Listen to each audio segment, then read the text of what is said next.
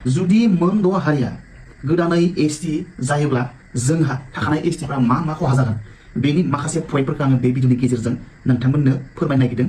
खुलुमबाय लोगोफोर, आंनि मनज बि क्रिएशन इउटुब चेनेलाव आं दायो मोनसे भिडिअ नायनो नागिरदों दै। बे भिडिअआनो जाहैबाय दा जेनेबा जोंहा सोलिबाय थादोंना दावराव दावसि मोनद' हारिनि एसटि होनायनि सायाव। बे मोनद' हारिनि एसटि होनायनि सायाव जोंहा दा एलकेआ ओरैबायदि मोजां बिबुंथि लाखिदों आरोना, आं बिराद मोजां मोनदों। नोंथांमोना भिडिअखौ नायनानै लालाय, अब्लानो बुजिगोन।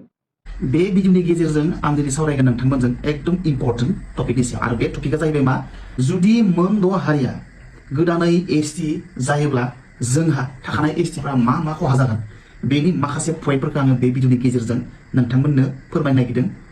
आरो नोंथांमोनाबो जुदि मिथिगौब्ला आं बुंस'नै आरो दोंबावदेरोब्ला बेखौ कमेन्ट बक्सआव लिरनो दाबाव। एक नम्बर पइन्टआ जाबाय, जोंनि गथ'फ्रा फरायनाय गथ'फ्रा गुबुन गुबुन कलेजफ्राव इउनिभार्सिटिसफ्राव 5 मार्क्स खम मोनोब्लाबो एडमिशन मोनो। माबा मोनसे हमखानानै होयो, उमुक मार्क्स मोनोबा बे कलेजाव एडमिशन मोनगोन, उमुक मार्क्स मोनोबा बे इउनिभार्सिटिसाव बे डिपार्टमेन्टआव एडमिशन मोनगोन।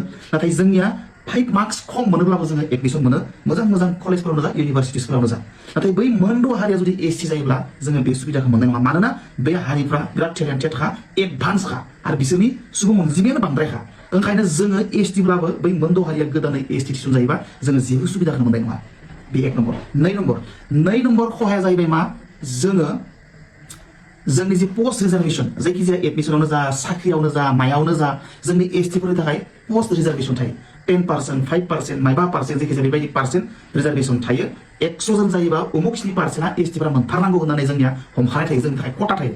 बै खथाफोराव जोंनि बर' मानसिफ्रा एबा थाखानाय एसटिफ्रा बांसिन बेंग्रा मानसि नालाय, जों बारा एडभान्स आरो टेलेन्टेड ब्रिलियान्ट नङा नालाय, जोङो बै जोंनि थाखानाय खथाफोराव जोङो हाबनो हानाय नङा।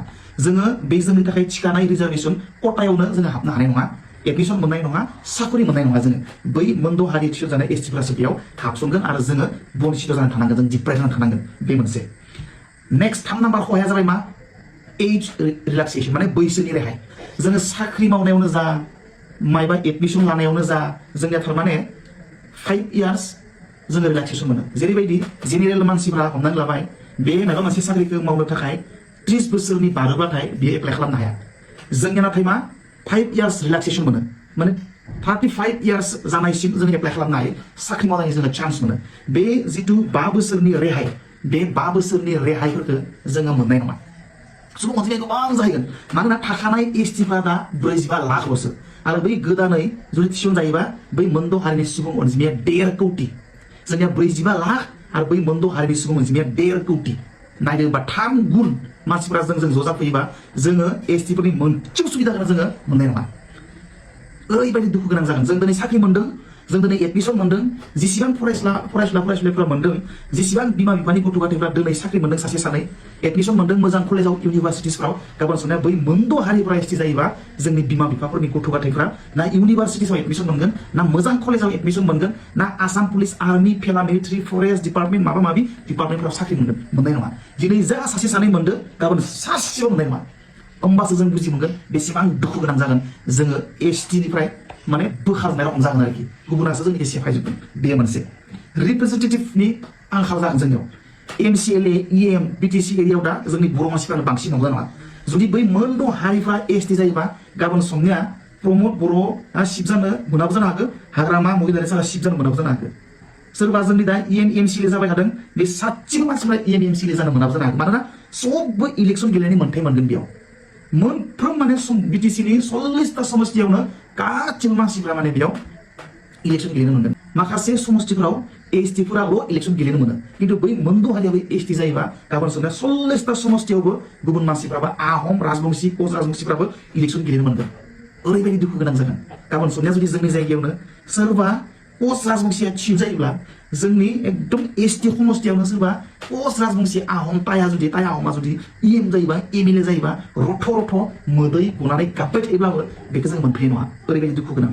जोंनि ट्राइबेल बेल्ट एन्ड ब्लकआव कच राजबंशीफ्रा हाबाय फैगोन ताई आहमफ्रा हाबाय फैगोन जों जेराव गोग्गानानै लायो नैबे जोंनि बर' गामि बैबे जोंनि बर' गामि बैबे जोंनि बर' एरिया होननानै जों गोग्गाना लायो गाबोन समनिया ट्राइबेल बेल्ट ब्लकआव ताई आहमफ्रा हाबाय फैगोन कच राजबंशीफ्रा हाबायगोन गुबुन गुबुन हिन्दी भाषी असमिया भाषीफ्रा जोंनि गामियाव हाबसंजोबगोन जों जे गोग्गाना लायोमोन नैबे जोंनि गामि नैबे जोंनि बर' गामि नैबे जोंनि बर' एरिया होननानै गाबोन समनिया मोनद' हारिया एसटि जायोबा गोग्गाना लानोबो गैया जागोन जोङो नैबे जोंनि बर' एरिया नैबे जोंनि बर' गामि होनना लानोबो हानाय नङा जोङो मानोना बेयाव सोरबा हिन्दी भाषी मानसिफोर असमिया भाषी मानसिफोर हाबफैजोबगोन लेटेर पेटेर जालांजोबगोन बे गलाय मोन्देर जालांजोबगोन बि बेसेबां दुखुनांथाव जागोन होमबासो बुजि मोनगोन जेब्ला बै मोनद' हारिया एसटि थिसनजागोन आरो जोंनि लेन्ड राइट्सखौथ' बुंखाबायानो बे जोंनि लेन्ड राइट्सआ जोंनि जे एसटिफोरनि लेन्ड राइट्स थिखानाय दङ जेरैबायदि बे जोंनि आसाम रेभिनिउ रेगुलेसन एक्ट 1986 1886 10 चेप्टाराव जि जोंनि थाखाय स्पेसियेल राइट्स दङ बे स्पेसियेल राइट्सआ दा 45 लाखनि थाखायल' खिन्थु बै मोनद' हारिया जुदि एसटि थिसनजायोबा आरो गुबुन 1.5 कौटिनि थाखायबो बियो जागोन थारमाने बे रुला जिहेतु बे 1886 नि आसाम रेभिनिउ रेगुलेसन एक्ट 1886 नि चेप्टार 10 आव जि एसटिनि थाखाय स्पेसियेल राइट्स होखानाय दङ बेयो माने 45 लाखनि सोलायै आरोबाव गुबुन 1.5 कौटि मानसिफोरनि थाखाय जाबावगोन थारमाने बे रुल्सआ होमबाना जोङो राननाबो जानो थोनाय नङा सेलाय बिलाइ जाबाबो जों बाहागो मोननाय नङा जोंनि हारिया ओरैनो दा थाखानाय एसटिफ्रा बेंग्रा जाम्बा लाजि गुसु बोदि गैयै मानसिफोर नालाय जोङो पात्ताखौनो मोननाय नङा दा बेफोर जाबाय माखासे थल' नुखानाय जोंनि खहाफोर जुदि बै मोनद' हारिया एसटि थिसनजायोबा नोंथांमोना मा मोनदाङो आरो मा थालांबावगौ आंनिया नोंथांमोना मा खहा जागोन होननानै सानो कमेन्ट लिरनो दाबाव नुबाय दा नोंथांमोना एसेबां मोजां बिबुंथि लाखिदों बेबायदिनो जोंनि गेदेर गोलावफोराबो माने ए टु जेड मोजां बुजिनायमोनबा एसटि होनायनि सायाव जुदि जोंनि गेदेर गोलावफोरा बे मोनद' हारिनो एसटि होनांगौबा सेसखा बरबाद बर' हारियानो सेसखा आरो जोंनि बर' लिडारफोरा माने मा गावबा गावनि लाबा लाबनि थाखायल' गादिनि लबल' बेनि बादै जेबो गैया आरोना पाब्लिकआ माबायदि हेरेसमेन्ट मोन्दों माबायदि खस्थ' मोन्दों बेखौ जेबो बुजिया जेबो नायफिनखाया आरो गावसिना खालि